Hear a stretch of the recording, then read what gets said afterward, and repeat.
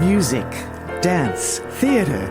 It's time to take a seat on the aisle with Tom Alvarez. Hear from performers, producers, presenters, and creators who enrich our lives in the performing arts. Who's on stage? Here is Tom Alvarez to introduce you. Hello, and welcome to On the Aisle with yours truly, Tom Alvarez. My guest on today's episode is choreographer and former dancer David Hochoy, Artistic Director Emeritus of Dance Kaleidoscope. Join me now as I go on the aisle in a conversation with David.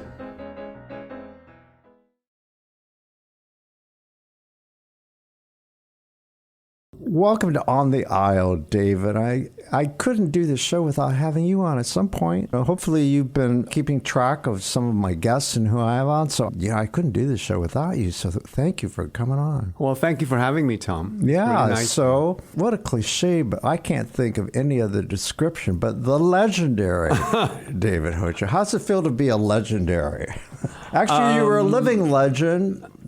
You were honored by the Indiana I was honored by the Society. Indiana Historical Society to be a living legend. It doesn't feel any different from day-to-day living. It's just that whatever I did for a long time, and that's what made me legendary. And how long was that? As 30 artistic director of Dance Kaleidoscope. Dance Kaleidoscope for 31 years. Oh, my goodness. Yeah, it was a good haul. Uh-huh. Is it a blur? Is it a blur? Those years? Some of it is. What's really interesting, here's what's interesting, Tom, is that the early years, I remember tremendously. I remember the early years.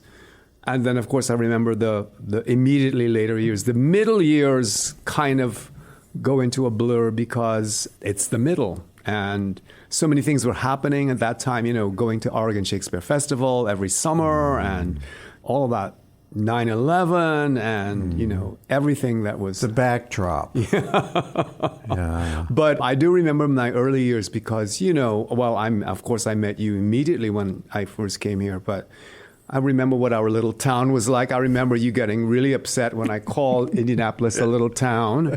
And you were like, how dare you call Indianapolis a little town? I was like, well, it's a little town. You said it's a cute little town. It's a cute little town. You said, how do you like Indianapolis? I said, well, it's a cute little town.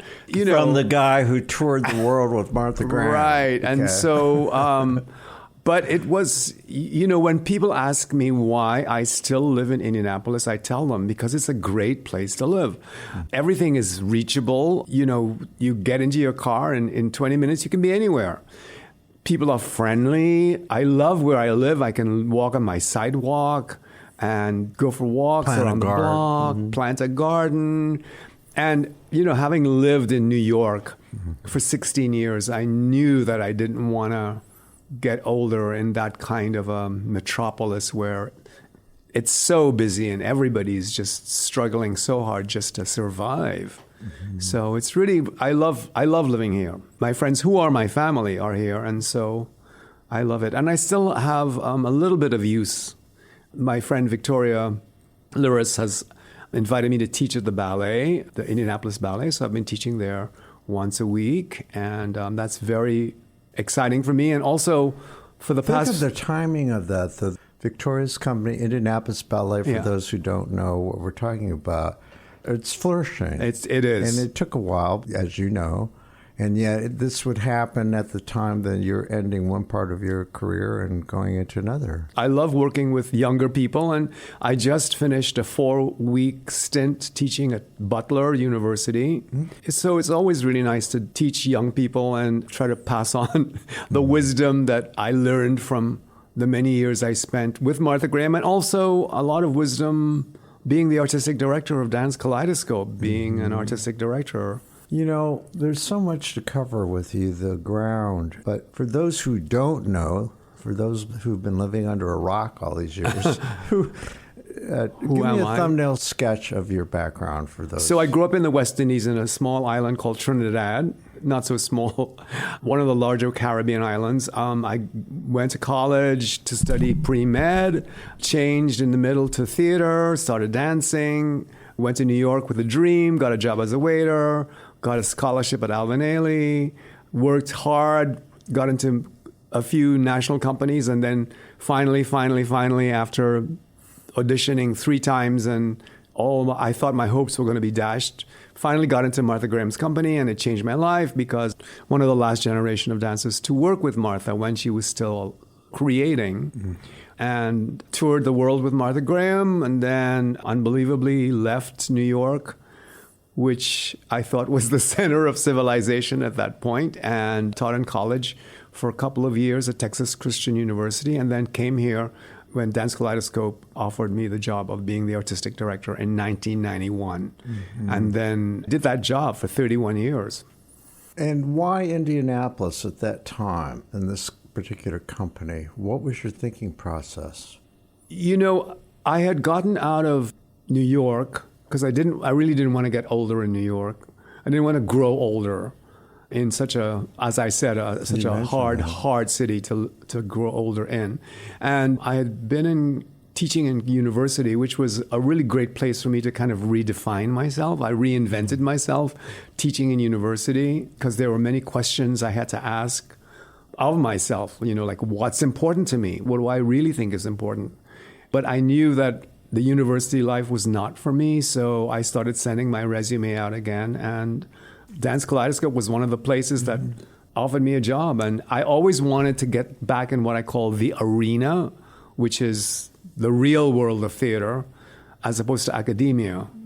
And it was attractive to me. And actually, I remember telling you this when you interviewed me. At that point, when I came to Indianapolis to interview, I felt like there was something was going to happen to the city. The city was on the verge of exploding in a certain way. And it did. How did you come to that conclusion? It was a feeling that I felt from the city, the vibes that I got. The people who you interviewed with, did they plant a seed by telling you what was going on? Because it really, when that time you chose, the Simon Mall had been built. No, the mall had not been built. That's right. So I remember Bob Beckman was on the chair of the committee. Yeah, of course. And so he had an influence on you. He drove me by where the mall was going to be built, and he said there was this big hole in the ground, and he said, David, it's been a big hole in the ground for 4 years, but it's going to get built, and once it's going to change downtown. And he is the visionary behind Mass Avenue, too, if you recall. Yeah. So I loved Bob. He was just great. Okay. How did you reconcile leaving a place like New York where you could, if you had wanted to, went for fame and money, and yet you went in another direction? So obviously those things weren't most important to you. Fame, for instance, because you were at the company that was world renowned. I would have to say that there were 2 things that are very important to me. One of them was lifetime learning. I remember once when I had just been in Martha's company for like a couple of years, and I was backstage, and I was so excited to be in her company, and we were about to start a performance, and I ran up to her and I said, Martha, thank you so much for letting me be in your company. I'm learning so much, and I never, ever want to stop learning. She looked at me in the eye and she said, you found out the secret of life. So I always wanted to learn. I always wanted to keep on learning. And I had come to a place in New York where I wasn't learning anything new anymore. I knew that I had to leave New York. And, it's interesting how you can feel sometimes instinctively. Sometimes you feel things and you don't want to listen to them. And for a long time, I had been feeling that I was not learning anything new. And I didn't want to listen to those voices in my head saying, you're not learning anything new. You got to get out. You got to get a new experience. You got to get a new kind of job. Because, of course, how could I leave I was at the top of my profession. Right. How could I leave Martha Graham? How could I leave New York? How could I leave all of my friends that I knew so well? It had to be seductive. I mean, trying to make but I knew that I had to leave in order to grow, and that's what I did. Yeah. So that was the number one thing to do. And also, the second thing was I also wanted to create. I knew that I wanted to create. From the beginning, when I started dancing, even when I first started dancing, I was already creating. Did you think on one level, too, that when you're in a market like New York City, the competition is much greater? Not only right? that, not only it's the competition, but just getting your work seen and produced is so difficult. I did one concert in New York before I left, and I had to save up money for an entire year just to pay for my dancers, to pay for the costumes. You had to produce it out of your own pocket? Yeah, well, I mean, who Wow, else I was didn't know going to that. do Okay. that? And that's what young choreographers in New York face. I mean, there's no rehearsal space, there's no performance venues. So for a young choreographer to make it in New York, it's superhuman. I never thought of that. Yeah. About that. Yeah. And for choreographers, it's not like you're an actor, you can go on stage by yourself and have do a monologue. You need to have dancers, you need to have rehearsal space, you need to say, all right, steal some time and let's go and work somewhere. And so DK offered you all that when you came to town? I knew that I was going to have to create here. But you had the vision to see what you could do here. Yes, I had ambition. I was very, very ambitious. Well, I know. I was there. I was very ambitious. I wanted to put DK on the map. And I'm not saying that DK wasn't on the map, because it was artistically, it was well known. It had a following. Again, those who aren't familiar with the history, the founders were Cherry Jaffe and yes. Ginger Hall. They weren't really the founders, but they were the ones who really took right. it and developed right. it. It was a company that had kind of national. And they presented major choreographers from They around the got country. major choreographers to come in and choreograph on the company, which was really a wonderful thing for them And to they do. introduced Indianapolis to contemporary dance, Yep. right? Yep, absolutely. So their contributions are Immense. I mean, I know that I stand on their shoulders as Joshua is standing on all of our shoulders. But I really wanted to take Dance Kaleidoscope and make it into a major player of the Indianapolis art scene. I wanted it to have stature like the Indiana Repertory Theater, or like the Symphony, Yep. and like the Indianapolis Ballet at that time, which had a big following as well. I wanted to give us stature, and so that was my ambition, and it took a lot of effort, a lot. I would say to people, when they ask me, what's it like, I would say to them, I feel like that Greek guy who is pushing a stone up a hill, and you're getting nowhere. I was getting nowhere. Well, though, David, as a longtime observer of you, we'll get into that. I really would love to share our history with our listeners, because I was there. Yes, you were there. I probably have seen most of your body of work here in Indianapolis over the years. But back then, you had a cadre of supporters from the get-go, and you've always had this village of people that have always been there for you, right?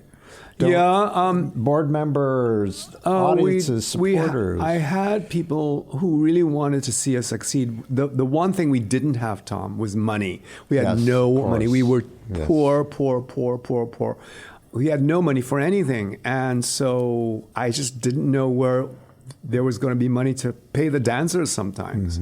And that's why when at the end of my first season, when I decided, okay, we're going to do a big blowout production, Scheherazade, we would do a full day of rehearsal from 9 o'clock in the morning until 4 o'clock in the afternoon. And then we would go to the home of Cheryl Sparks, and we would all stay there until midnight sewing and making costumes, because that was the only way it was going to be done. All of the dancers, and Barry Doss, who was the designer, and Cheryl and her daughter Kathy, and some of Cheryl's helpers.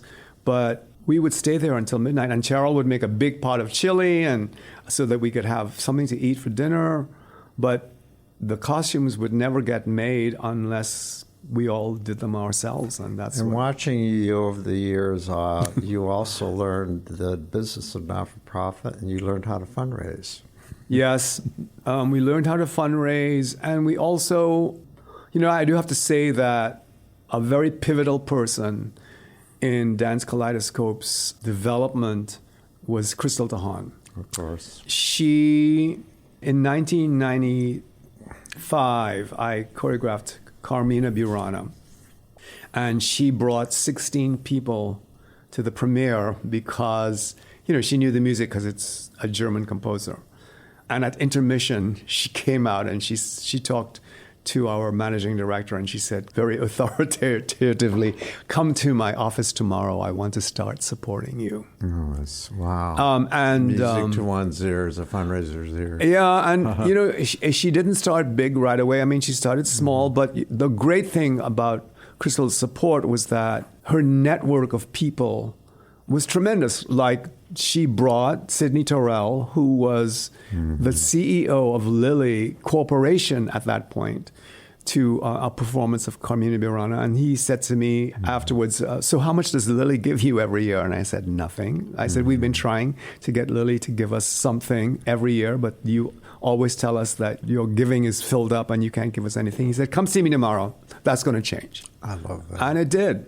So it just goes to show you it's who you know, right? Yeah. Well, again, as an observer, I could see that you were slowly, but you got all the right people involved. And I remember the strategy of board members bringing people. That was the secret. Bring your wealthy, your supportive friends so that they can see the product, And I tell that people all the time, my own experience with not-for-profit.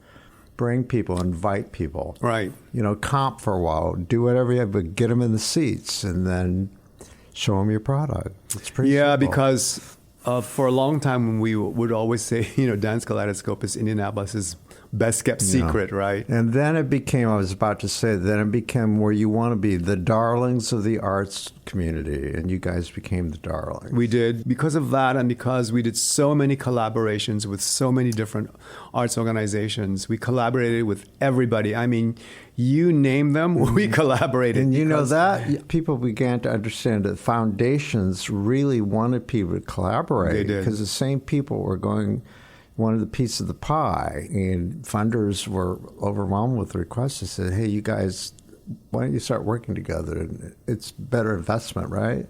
Not only that, but it also went with my feeling, my very deep gut feeling that I wanted art to be inclusive as opposed to exclusive. Yeah. I didn't want us to be an exclusive club that only certain people would come to see. I wanted it to include everybody, and which is actually now all arts organizations have to be inclusive. There's crossover, people who support 4 organizations. Yeah. So you mentioned when you came to town and I interviewed you, we met right off the bat. At the time, I was a freelance writer for Dick Cady, my editor at the Indianapolis Star, and he gave me just this great opportunity to profile arts leaders or figures. And back then, it used to be called the gay sports section, the whole Sunday section about the arts, in the New York Times. Do you remember those days? And you were the subject of one of those. I still have that framed on my wall. Yeah, I gave you that as a gift. And but it was a big break for me, but more so I got the opportunity to introduce you to the public. And I remember you and I still laugh about some of those quotes. I'm gonna throw the doors wide open. And you did. I think we were talking about, you came here with some pretty liberal ideas. And this is it's been a blue city and a red state, but back then it was still pretty conservative. I remember, in those early days, I remember people telling me, "You can't do that, David. This is Indiana." I remember the first same-sex pas de deux that you did. I mean, didn't you have people who were in uproar, right? Well, they were shocked because, What was that piece? Remind me. It was Stomping Ground, and it was a very tender section. It was supposed to be about teenagers, actually. That's right. But there was a very tender section where there were 2 male dancers having a very tender duet with each other. And people were very upset by seeing that on stage.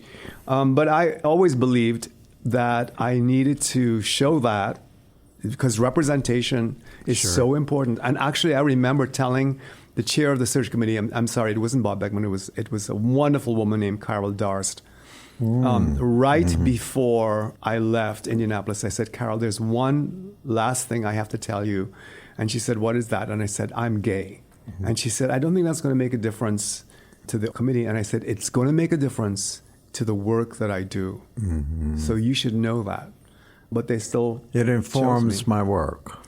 Yeah, and it informs my work, and the fact that My lens. I want to make dances about things that I know. One of the things that Martha Graham told us was, you shouldn't make dances about things you don't know anything about. Make dances about things that you know, what you know of. And so I was going to make dances about same-sex relationships because I'm gay. That's when I said, throw the doors wide open. Yeah.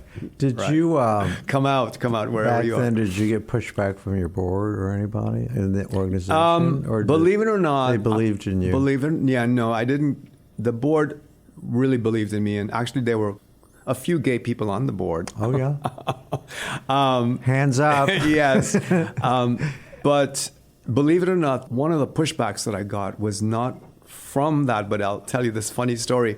When we did Carmina Burana the first time, there was a section called the red cloth section, where this girl comes out with a red fabric wrapped around her. And she's supposed to be tempting the men around her. It's a very seductive dance. And at one point, she takes the red fabric and she flings it up above her head, right? So Karen Gaybeam, who was the person who was doing that for the first time, she said, David, this doesn't make any sense unless I'm bare-breasted. I was like, all right, Karen, let's go for it. So the premiere comes and Karen, bears her breast, but it's only for a split second. I mean, believe it or not, if you blink, you missed it. Like the full Monty. You're gonna miss it. If you blink, you'll miss it. So I got a letter from some subscribers who had said that they had been subscribers for a very long time and they're not going to subscribe anymore because how dare we put this filth on stage and blah blah blah. And so I got a lot of pushback from my board. But then another board member, I said to him, well, what did you think of the bare-breasted moment? He goes, what bare-breasted moment? I didn't see any bare-breasted moment. So that is to tell you how far along we've come. Yeah. Yeah. But, I think it's interesting what's happening in dance these days. It's really going to be interesting to see how Joshua takes the company and what direction he's going to take it in. Well, he's certainly building on what you've accomplished in terms of furthering the education of people to dance here in this city. I think he's doing a terrific job. And what I love looking back on your career, again, as an observer and someone, I've written about you a lot over the years. We've interviewed for Dance Magazine, a national publication. Yeah, and actually, we got a National Endowment for the Arts grant to do a same-sex Les Noces, which is this wonderful Stravinsky cantata about a wedding. Yeah, and you interviewed me for Dance Magazine. Yeah. And your former marketing director, Paul Hansen, he made that happen, recommended me. That was so cool. Yeah, that's featured prominently in my bio. I'm really proud of that. But, you looking at the long view of what people like you and Brian Fonseca and Raymond Lepard, you educated this town in ways that people, unless you were like me and journalists and people who look at it as a whole, a continuum. I can say that, like Brian especially, he would bring work here after he'd been in New York 2 years ago. Right. Constantly. Off-Broadway stuff mostly. He got the rights and people could never... And, of course, Jan Allen, people like that, who recently retired after many years. But well, Brian I couldned believe it when he brought Angels in America here. God, yeah. That was incredible. Longtime companion. Yeah. LGTB themed stuff, Latino and African American, and you did the same thing, always with an eye towards the diversity. Was that conscious? It's like, okay, I've got to educate these Philistines.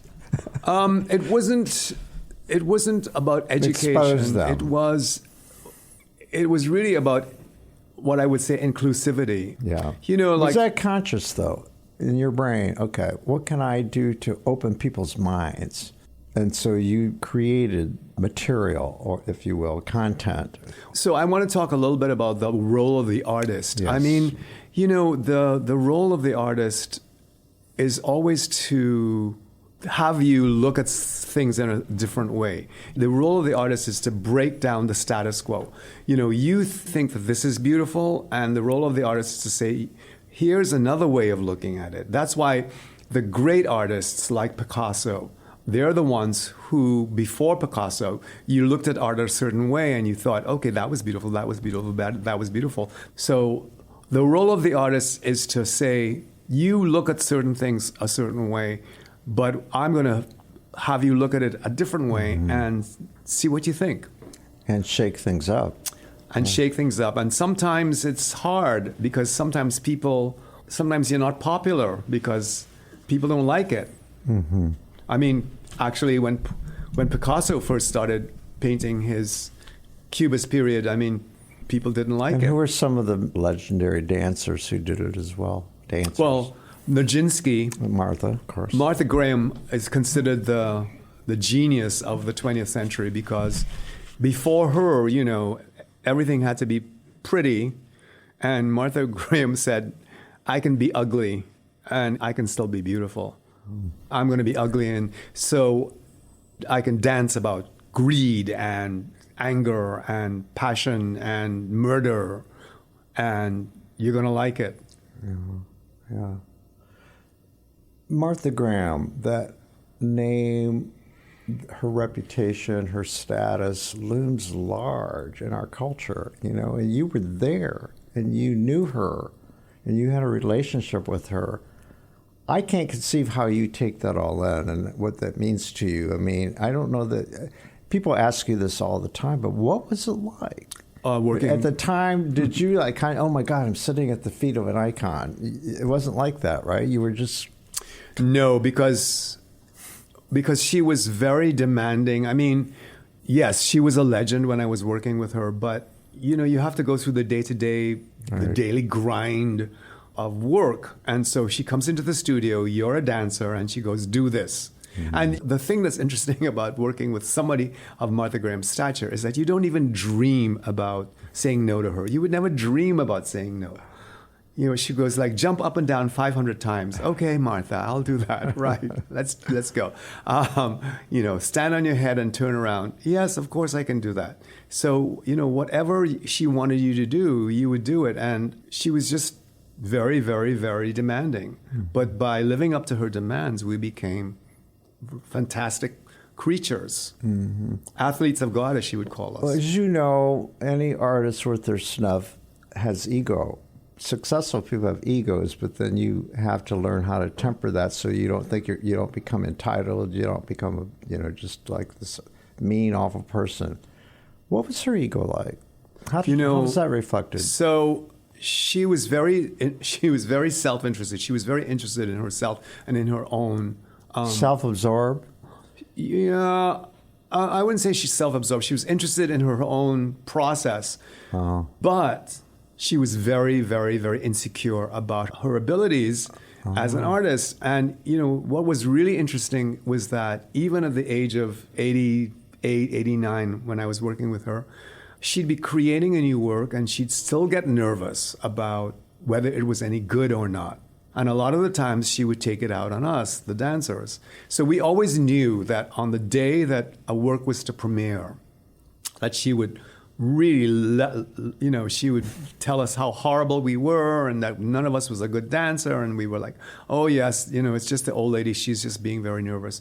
But I can still remember that when we were premiering Rite of Spring at the New York State Theater in 1984, after the dress rehearsal, she came backstage and we were all bracing ourselves for Martha Graham to lambaste us and tell us how horrible we were. And she said, well, I don't think it's going to be too bad. And we were like, what's the matter with her? Why is she not telling us how horrible we are? Well, wasn't that really close to abuse, though? Abusive, that behavior you mentioned earlier? I suppose you would call it abusive now, but that's the way Okay, I think it's self-explanatory, but what were the rewards for you as a dancer working with her? Well, the greatest reward for me was that I learned so much about myself, my craft, her, the world, you name it. I mean, you've often talked about she gave you life lessons. Absolutely, and every day working with her was a life lesson. Mm-hmm. Did she actually have a store of things that, are quotable? It sounded like she did, I mean, in many ways. Things that came out of her mouth were just like really inspiring, her view of the world, huh? Mm-hmm. Her favorite quote was, "The only constant is change." Mm-hmm.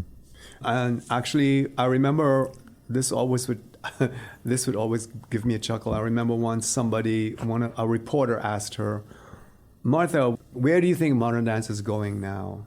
And she said, "Darling, if I knew that, I'd be doing it."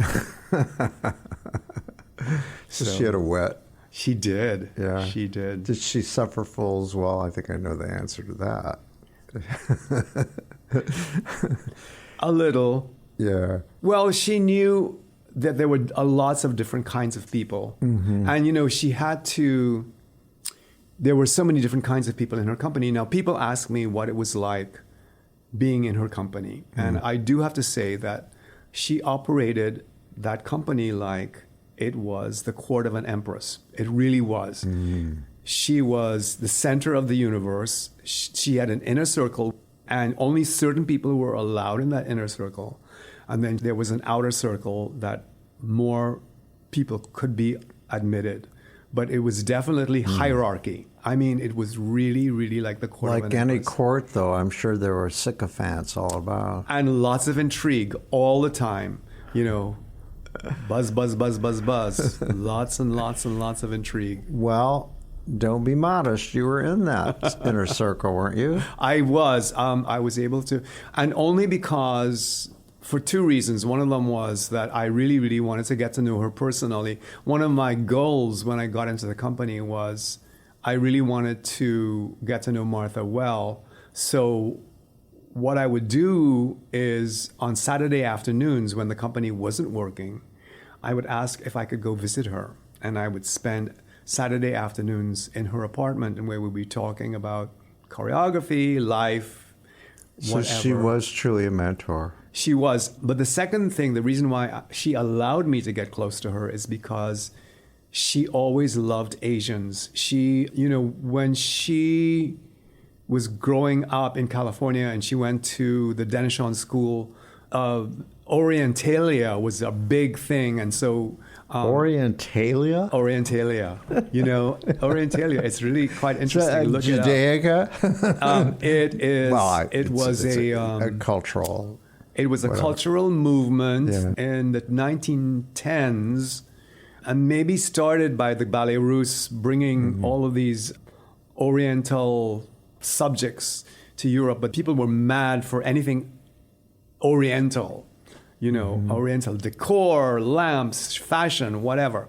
And here in the United States, because the Orient represented something exotic. Mm-hmm. Mm-hmm. So she grew up with that kind of feeling, and so... Plus, she had very high cheekbones, and so a lot of the times she was taken for Asian. And she told me this wonderful story once when she was on tour with Denishon, or with the Follies, one of them, in the 1920s. She was in Atlanta, and she went into this Chinese restaurant and ordered a Chinese meal, and the waiter was Chinese. And she told me this, these are her words. She said, she ordered her meal, and the waiter said to her, "You Chinese?" And Martha Graham said, "No, I'm not Chinese." And he goes, "Yes, you Chinese." So she always loved the fact that she was taken for Asian, and she adored the fact that I was Asian. Mm-hmm. Let's shift wildly in this conversation. So, do people still refer to you as Oriental? Does that happen to you still? I haven't. Nobody's called me Oriental in a long time. We have a kind of inside joke. Now there are like hundreds of, maybe thousands of Latinos around. But when we first met, you could count people of color, Asians and Latinos on your 10 fingers, right? Right. And now, when I ran into you, we went to see together, you and me, and I think Robert maybe, to see, and Virgil, just good friends of yours, mutual friends. We went to see Crazy Rich Asians. Remember that? How groundbreaking that was? And we were all, everyone in the world was excited about finally representation. So I don't know how many years is that, maybe 4 or 5 years, but what is your view of representation in the theater, Hollywood, and in the media in terms of, are we at where we need to be, or could there be more? What are your thoughts about the level of representation for Asians specifically? What are your thoughts? Well, I think as society changes, as we become more global, I think it naturally has to increase, and it has increased a great deal. Like, for instance, Everything Everywhere All at Once, that incredible movie, did a lot of stuff for Asian representation because Michelle Yeoh, I mean, she wasn't She's in heroic. Wicked. I know, she's fantastic. But the great thing about her character in Everything Everywhere All at Once is that she wasn't heroic. She was just a housewife. Yeah. You know, and so I think Asians are people just like anybody else. I think the more that as a people of the world, we see our similarities with each other, I think the better that is. That terrible period during COVID when Chinese citizens were being attacked on the streets. Has that gone? Dissipated? Is it still there? It may come back. I mean, especially if, I don't want to talk politics, but Yes. Yeah. But read between the lines. Yeah. If we make China into a foe again, I mean, How did that feel personally for you emotionally when that was going on? I really didn't connect with it. Everybody was just trying to deal with COVID. Did you ever encounter anybody here that didn't know that you were David Hochoy and that thought you, and were you ever? I was never afraid, no. No. And no one ever treated you, poorly? No. Okay. No. Well, that's good. So what do you see as the future of representation for Asians, people of color in general in this country? Are you hopeful? Yeah, I think, actually, as I said, I think the melting pot is getting bigger and bigger, and I think there's going to be Asian breakdancers, Asian chefs, there's just going to be... The wonderful thing about it is that we finally have gotten Asian male heroes on the screen. Oh, yeah. My friend Wiley Wong, who is, I don't know if you've ever met him. But sure. I met him in San Francisco. Right. We had lunch together. So one of the things that he would always lament is that Asian males are underrepresented in terms of heroic. But I think we're getting there. The young man of Asian descent on Saturday Night Live. Yeah. Look what he's brought to this. Yeah. I mean, it's just really... And I watched a special. Did you see Beef, the Netflix series? Finally, not only Asians, I think you'll agree, people like you, we're getting a chance to tell our stories. It just widens the content out there, Absolutely. It's not just European anymore. It's not just American, whatever. It's just remarkable, which then opens doors for writers, producers, directors. So I don't see that turning back, no matter what the political scene is. I don't know. Also, are you aware of all of the interesting changes that have to be made, like, say, in the Nutcracker? Yes, yeah. The Chinese and the Arabian. Yeah. How do you feel about that? Because some people will say, well, you have to keep it in a historical perspective. How do I feel about it? Well, I feel that there are two sides to it. I feel like sometimes, I think sometimes the cultural appropriation feelings go a little too far. I mean, I say to young people sometimes, if Rimsky-Korsakov were alive today, would he write Scheherazade? Would you be telling him that he can't write Scheherazade because he's culturally appropriating the culture of the Middle East? I mean, and we wouldn't have a beautiful piece like Scheherazade. Mm-hmm. So it's a double-edged sword. Not everyone knows the fun side of David Hochoy. I remember we used to do this thing that you would shuffle and speak Pidgin Chinese. Yes. And I could do it because I'm Chinese, right? And I can talk like a Mexicano, leading a burro, sitting takes a real man to lean up against a cactus.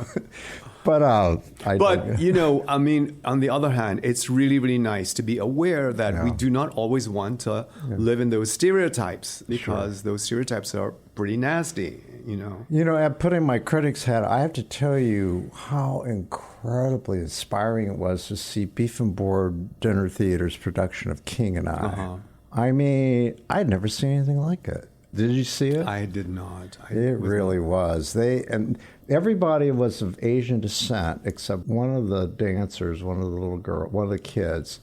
I guess it proved to people where there's a will, there's a way, you know, But what do you think about the historic stuff, though? Can you give it a pass if it's like in historic context?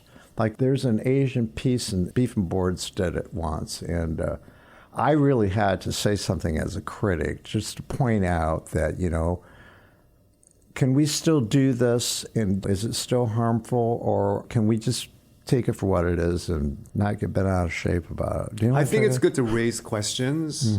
I think it's good for us to be aware, and then once we're aware, we can make the choice one way or the other, you know. There's so much I want to chat with you about, but our history, you know, I knew your mother, and that's right. And for people who never met her, she was just so elegant and beautiful woman. She just had a really, thank you. She projected a soul quality. Do you miss her? I don't. I mean, she's been gone now since 1999, so I don't miss her. Did she influence you, though? Yes, she influenced me tremendously. And also, I do want to say also, it was lovely meeting your mother, too. She was very beautiful, kind lady. My mother influenced me tremendously because she very early on recognized my artistic bent. And so she would always support it. And I remember once she asked me to paint a decorative screen for the living room. Imagine asking your gay son. And I was like, I don't know, 12, 13 years old. And so I painted this scene of a beautiful peacock with a big old tail of it was very, very beautiful. Where is it? Does it still exist? In Trinidad. And I painted it on a piece of burlap, and she had it framed and put on a screen, and we had it in the living room. So did you do little concerts or shows when you were a little kid? I did not. However, when I was in high school, I was in a production of Twelfth Night, and I played a Mariah, who is the maid, kind of, but she has a wonderful part. And my mother knew I was playing a woman, and she was a stylist, you know, she was a hairdresser, and she helped me. She took a piece of false hair and she put it on top of me, and she made me look like a woman. Can you imagine? Our mothers were so similar. I do have to say that my whole sense of beauty and my whole aesthetic comes from those early days growing up, where she loved to be surrounded by beautiful things and beautiful music, and beauty was very, very important to her. Same here, yeah. You know. So before we leave, I always like to ask this question to especially people of your experience and your caliber. What do you say to young people, our listeners, who may be wanting to pursue a career in the arts? Do it. Just do it. Go out there. The world needs you. Go out there and do your thing. Don't be afraid. And also, I would have to say, don't be afraid when you get setbacks, because the setbacks, believe it or not, if you're able to conquer them, they're the things that are going to make you stronger. Mm-hmm. Don't be afraid of your setbacks, because everybody gets setbacks, right? Mm-hmm. But it's how you handle it and what forces you to continue. Do you believe in the concept of building character, and what would that be? What is character? Character is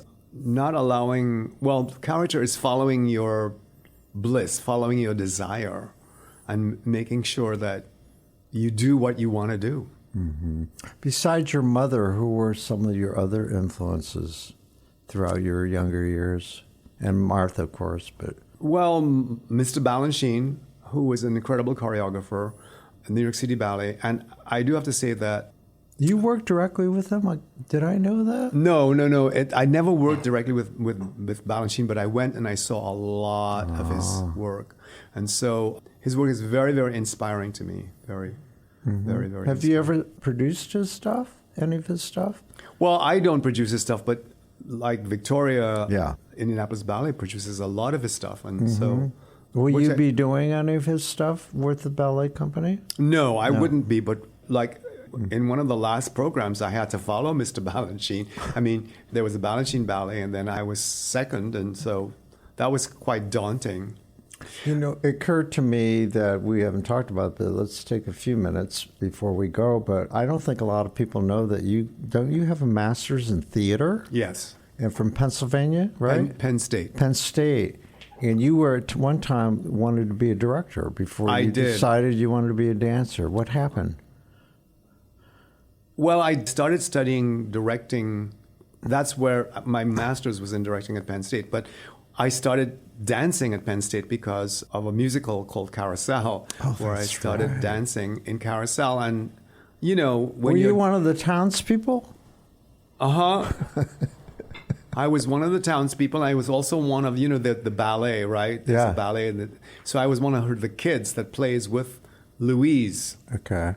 But, you know, when you're starting to be a dancer, there's no time for anything else. You have to devote your entire life to it. When I went to New York, I used to take 3 classes a day. You were behind, right? I had a lot to make up. Catching up. Typically, what dancers, for those who don't know, when do they begin? Ideally, when you're supposed to start? Well, it depends. If you're a girl, I mean, you start when you're 4. Some boys start when they're like 10, 11. I was 20 years old. Yeah. I was old. Yeah. But I really, really, really wanted it. And I devoted my entire life to it. I've known you always to be, David, you know, you have humility, and yet I'm just curious. I'm sure these days you're a beloved figure in this city, if not this state. I'm sure you get that wherever you go out, right? Yeah. How does that feel? Terrific. But I just feel like an older guy. But I'm still doing. Right. And also, I work very hard at still doing. I mean, you know, I still have a huge regime of exercises, and I still do my ballet bar every day in my kitchen. And Pilates, you still do Pilates? And still do Pilates every day. I would always call you at the wrong time. Oh, sorry, Tom, I can't spend much time on you on the phone because I have my Pilates that I need to do. Yeah. It keeps me active. It keeps me limber. And you had all those surgeries, and you overcame all those things. Use it or lose it. You really do have to use it or lose it. And okay, so what? 2 hips, 2 both knees? hips and both knees, yeah. Oh, my God. Well, you look fantastic. Well, thank you. And you sound fantastic. And anyway, it's been great surveying your career. And you mean a lot to me as a friend and a colleague. And we're really, really, I don't think people realize how fortunate this community has, the state, the region that you have chosen to continue to stay here and create. It's great. And how many generations of DK dancers? Well, definitely 3, maybe even 4 generations across the decades, you know, because like if you think of generation 1 would be Ricardo's generation, and then we have the 2nd generation, the 3rd generation, the last generation is the ones who I just left. So I would say 4 generations of dancers. I mean, well, then Martha's at the top. And they can all claim that they're part of the right? Martha Graham legacy, yeah. Yeah, that's really... And you know, here's what's going to be interesting, Tom. In 2026, the Martha Graham Dance Company is going to be celebrating its 100th anniversary. Wow. So that should be quite something. I'm sure there's going to be a huge, huge reunion for everybody in New York. You know, I love the way that you, in retirement, the way that you continue to support Dance Kaleidoscope. Absolutely. You know, you're still posting the photos every day. Absolutely. What day are we on now? Oh, 1126 something. And you've been doing this since COVID, Since right? COVID, right. Because during COVID, I said, I'm going to post a picture of a beautiful dancer every single day so that we don't lose track of the beauty in our life. Before we leave, we have to give a shout out to a couple people that we both love dearly. Barry Doss, for those who don't know who he was, quickly. He was a major costume designer. He's the one who created all the costumes for Scheherazade, Carmina Burana, the girl with the piano recording sound. Just a brilliant, brilliant man. And Laura. And Laura Glover, a brilliant lighting designer who was also our partner, doing some amazing, amazing lights. And still designs the lights for Dance Kaleidoscope. And actually, she just designed the lights for a Butler play.